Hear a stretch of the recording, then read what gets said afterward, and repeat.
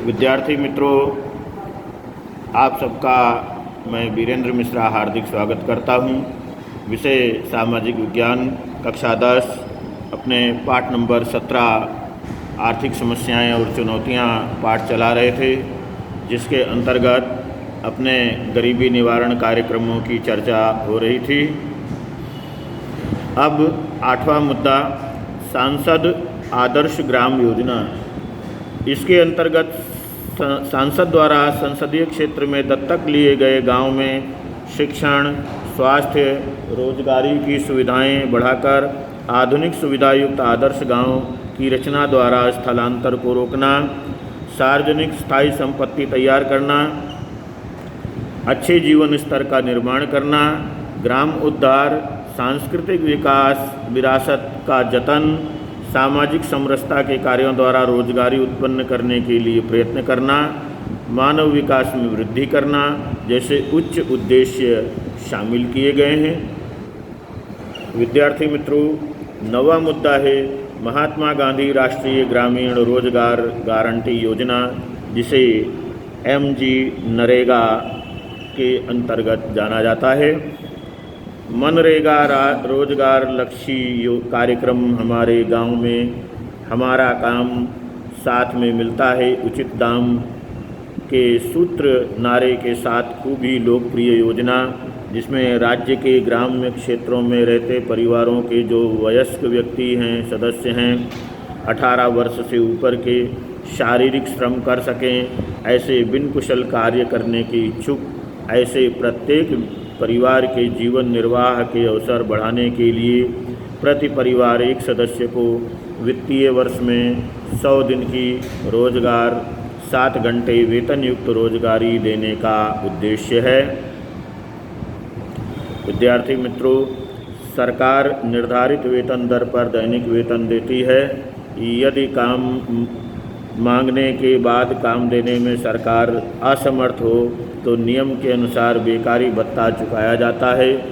यहाँ ग्राम विकास के कार्य, व्यक्तिगत शौचालय बनाना, व्यक्तिगत कुएं, भूमि समतल करने के कार्य, बागायती कार्य, इंदिरा आवास योजना के मजदूरी के कार्य, पशुओं के छपरे, जैविक खाद बनाना, मुर्गा बकरी के लिए शेड, मछली सुखाने के यार्ड, कैनाल सफाई, जल संग्रह के कार्य, मार्गों पर वनीकरण जैसे अनेक कार्य कराकर प्रत्येक परिवार को निश्चित वेतन युक्त रोजगारी देने की गारंटी देकर उन्हें गरीबी रेखा से ऊपर लाकर उनके जीवन स्तर को सुधारने के कार्यक्रम शामिल हैं।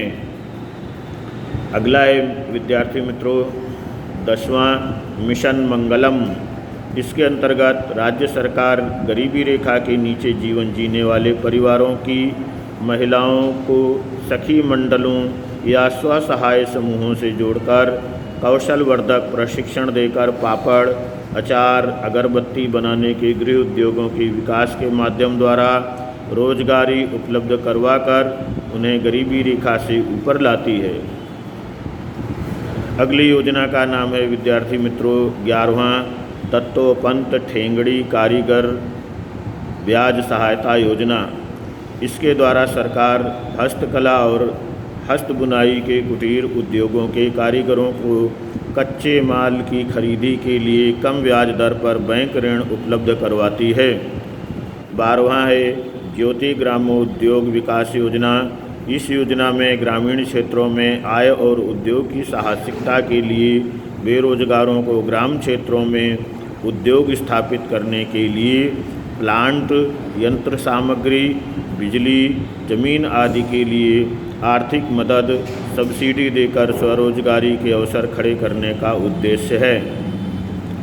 स्टार्टअप इंडिया में नए विचारों के साथ रोजगार, युवा उद्योग साहसिकों को प्रशिक्षण, मुफ्त बिजली, जमीन और आर्थिक सहायता दी जाती है। विद्यार्थी मित्रों, अगली योजना का नाम है 13 वाजपेयी बैंकेबल योजना।